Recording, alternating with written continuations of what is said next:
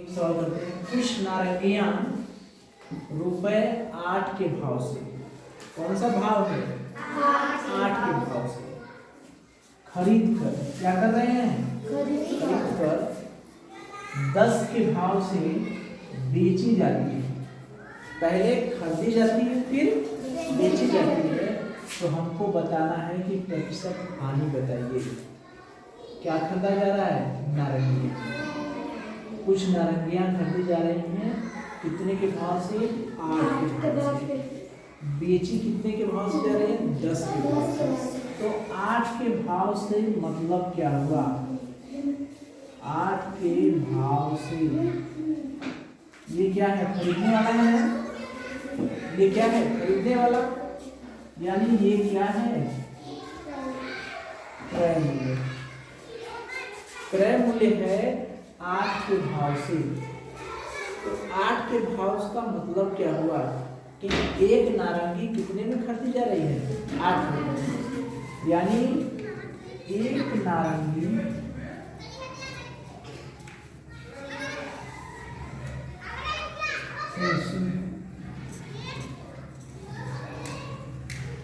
₹1 में 8 नारंगी। क्या हुआ? ₹1 में 8 नारंगी। ठीक है।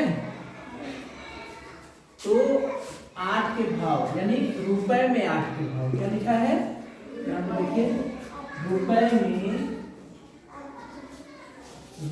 में 8 के भाव से। इसका क्या मतलब हुआ? यही ना खरीद रहा है, यानी क्रय कर रहा है। रुपए में 8 के भाव से, यानी रुपए का मतलब कितना? ₹1। 8 का भाव मतलब कितनी नारंगी? 8 नारंगी। यानी रुपए में 8 के भाव का मतलब हुआ कि ₹1 में कितनी नारंगी खरीद रहा है? 8 नारंगी। यानी 8 नारंगी खरीद रहा है कितने में?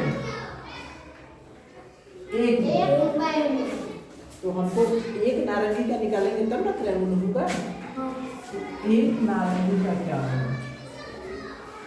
एक नारंगी का क्या हुआ? 1/8। तो क्रय मूल्य यही हमारा हो गया। क्रय मूल्य क्या हो गया? क्रय मूल्य हो गया 1/8। हमको ये समझना है कि रुपए में 8 के भाव का मतलब क्या हुआ। यानी रुपए में 8 का भाव का मतलब कि ₹1 में कितनी नारंगी? 8 नारंगी। तो एक नारंगी कितने में खरीदे पता करेंगे तब ना हमको क्रय मूल्य पता चलेगा। ठीक है, ठीक है। तो रुपए में 8 के भाव का मतलब कि ₹1 में कितनी नारंगी? 8 नारंगी। तो 8 नारंगी ₹1 में खरीद रहे हैं।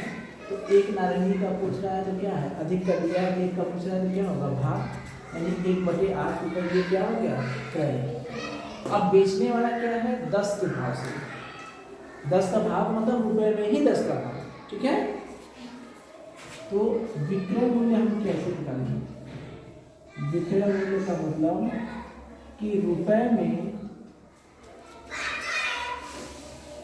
10 के भाव से, 10 के भाव से ये नहीं हुआ। यानी इसका मतलब क्या हुआ कि 10 नारंगी कितने में खरीदे? ₹8। 10 नारंगी कितने में खरीदे? रुपए में 10 के भाव। ये रुपए का मतलब ₹1। 10 के भाव का मतलब क्या हो गया? 10 नारंगी। नहीं हुआ ना? रुपए में 10 के भाव का मतलब ₹1। 10 नारंगी यानी 10 नारंगी ₹1 में। एक नारंगी कितने रुपए में? ये भी भाग हो जाएगा 1/10। तो ये हमारा क्या हो गया? विक्रय मूल्य हो गया 1/10। क्रय मूल्य पता चल गया, विक्रय मूल्य पता चल गया। हमसे क्या पूछ रहा है? प्रतिशत हानि। प्रतिशत हानि का सूत्र हमारे पास है कि नहीं? क्या है? हानि बटे क्रयमूल्य गुणे 100। अब देखिए हानि कैसे निकलेगा? क्रयमूल्य ज्यादा है ना, 1 रुपए में 1 में 8 का भाग देगा, 1 में 10 का भाग, ये ज्यादा है। तो हानि निकालने के लिए हम क्या करेंगे? हानि निकालने के लिए क्रय मूल्य में से कौन सा मूल्य घटा देंगे? क्रय मूल्य कितना है? 1/8। विक्रय मूल्य कितना है? 1/10। लघुत्तम लेकर इसको हल कर दें, लघुत्तम हो जाएगा 10 के 20 10 का 40 हो जाएगा लघुत्तम।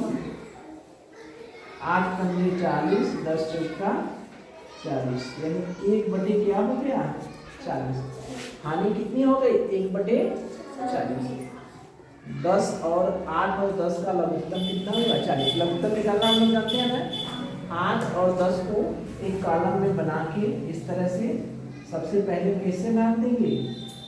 2 से कितनी बार गया? 4 बार, 2 बचे 10। फिर कहाँ से देंगे? 2 से, 2 दूना 4, 5 में नहीं जाएगा उसी तरह से। फिर किससे? 2 से, 2 इकाई 2, यहाँ 5। फिर किससे काट देंगे? 5 से, यहाँ 1 में नहीं जाएगा, 1 आ गया, रुक गया, यानी लौसा हमारा क्या हो गया? इन सबका क्या करेंगे? पूरा 1 2 3, 3 बार 2 और 1 बार 5, 2 दूना 4, 5 दूना 10, यानी 4 गुणे 10, यानी कितना आ गया? 40। तो ये आ गया 40। तो फिर लॉसर इसको कैसे हल करेंगे? हर में यानी 8 में 40 का भाग देंगे, 8 पंजे 40 और 10 में 40 का भाग देंगे, 10 चौका 40, 5 में से 4 गया 1। ये हानि आ गया 1/40। कितना आ गया? 1/40 बटे क्रय मूल्य कितना है भैया? 1/8 गुणे क्या हो गया? 100। फिर वही बात है कि 1/40 में कितने का भाग देना है? 1/8, यानी 1/40 में जब हम 1/8 का भाग देंगे तो इस भागा को किस में चेंज करेंगे? गुणा। 1/40 गुणा करेंगे तो पलट जाता है, नीचे वाला ऊपर, ऊपर वाला नीचे। 8 पंजे 40, यानी हो गया 1/5। तो ऊपर हो गया 1/5, गुणे क्या हो गया? 100। 5 से 100 का भाग देंगे, कितना आ गया? 20%। कौन सा आंसर है? तीसरा। तो इसमें जो समझने वाली बात है वो ये है कि कुछ नारंगी ₹8 के भाव से, ये जो ₹8 के भाव का मतलब क्या हुआ? ₹8 के भाव का मतलब हुआ कि 1 रुपए में कितने नारंगी? 8। रुपए में 8 के भाव का मतलब हुआ कि 1 रुपए में कितने नारंगी? 8। तो हम क्रय मूल्य पहले निकालेंगे तो 1 नारंगी का निकालेंगे, तो 8 नारंगी 1 रुपए में, 1 नारंगी कितने में? 1/8। यही हमारा क्या हो गया? क्रय। इसी तरह से विक्रय मूल्य यानी बेची कितनी जाती है? 10 के भाव से। रुपए में क्या? 10 के भाव से। तो बेची जाती है रुपए में 10 के भाव से। फिर वही बात कि 1 रुपए में कितनी नारंगी? 10 नारंगी। तो 10 नारंगी का 1 रुपया, 1 नारंगी का कितना हो गया? 1/10। ये हमारा क्या हो गया? विक्रय मूल्य। हमारे पास क्रय मूल्य पता है, विक्रय मूल्य पता है, तो प्रतिशत हानि का सूत्र होता है हानि बटे क्रय मूल्य गुणे 100। हानि कैसे निकलेगा? क्रय मूल्य में से विक्रय मूल्य क्या करेंगे? यानी 1/8 में से 1/10 घटाएंगे। अब ये भिन्नों का घटाना कैसे होता है? लसा लेते हैं, 8 और 10 का लसा निकाले हैं। पहले 2 से भाग किए, फिर नहीं दिया 3 से, इस तरह से भाग देके लघुत्तम निकाले, क्या आया? 40। तो अब ये कैसे हल होता है? जो हक रहता है उसका भाग लसा में देते हैं, 8 पंजे 40 और उसका गुणा क्या करते हैं? अंश में कर देते हैं। 5 के गुणा 1, 5 यानी 5। ऐसे 10 चौका 40, 4 गुणे 1, यानी 5 में से 4 गया 1/40। अब यहाँ हो गया 1/40 बटे 1/8, यानी 1/40 में 1/8 का क्या देना है, भाग देना है। तो 1/40 में 1/8 का भाग देना है, तो इस भाग को हम किस में चेंज कर देंगे, गुणा।